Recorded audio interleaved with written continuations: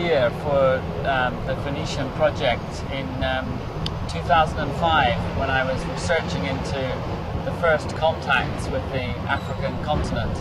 The project is about recreating what we consider one of mankind's greatest journeys, the first circumnavigation of Africa around 600 BC. The construction process began in 2006, where Philip and another colleague of his, a boat builder, travelled to the Middle East, and they came across some boat builders in Arwad, Syria, which was still using a traditional wooden shipbuilding method. So the building began in 2007, and gradually over the course of 9 months a beautiful Phoenician ship was created using traditional Phoenician methods.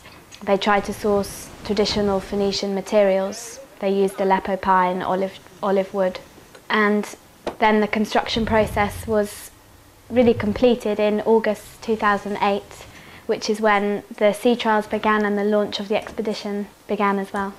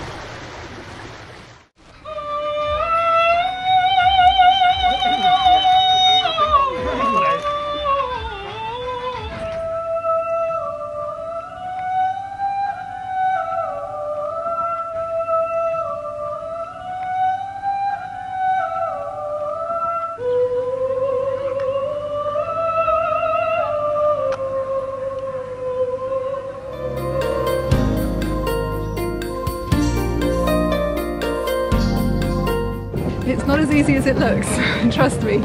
You need muscle, definitely. The first leg of the project was really quite a difficult process. The whole project is about learning and discovering how the Phoenicians could have achieved this voyage, how they could have built these boats, how they could have sailed them. It's fair to say that the first stage has been a complete experiment. Things have gone right, things have gone wrong. One of the biggest problems we had was a real design fault in the ship's rudders, which are the steering mechanism for the Phoenician ship.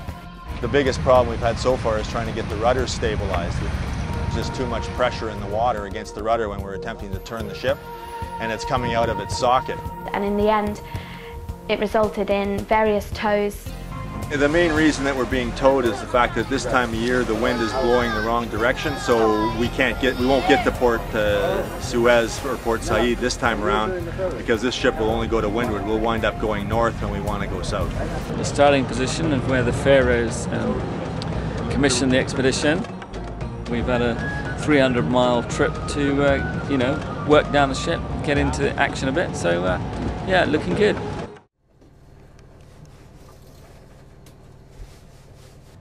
This kind of trip's always got the potential to be very hard and difficult. The Phoenicians would have found it very difficult to row a vessel like this any more than just into and out of the wind near a harbour. It was any more than that. This is such a big vessel, some 50 tons of displacement. It would have taken a great deal of effort to row it a long way. We now obviously have a small engine to help us get into and out of harbours. It'll be a lot easier rather than with oar power. I've been a part of Phoenicia for 6 months now, and I think I can't really pin down one particular thing which I'd say was the highlight. I think really the time we spent sailing, it was so precious. So really the time we were out on the Red Sea, out sailing with the sail up, particularly the mainsail, I think I remember that more than anything else.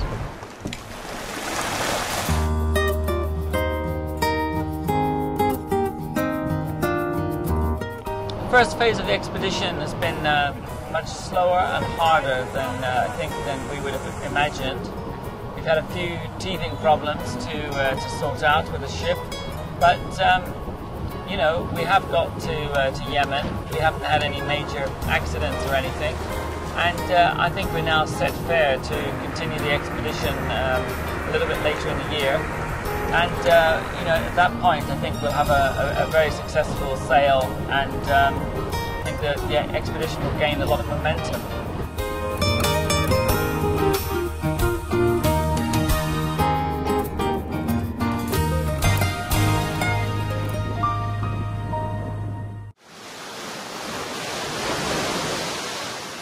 Be prepared to work hard, but you know, so many highlights to be seen all around the coast of Africa, from Zanzibar to Cape Town and hopefully the Cape Verde Islands. So just a lot of great destinations and some great sailing in between. In part it's about adventure, but it's also about learning and discovering what amazing things these ancient cultures did, learning about them and experiencing, you know, what they went through in a replica Phoenician ship is really what this whole project's about.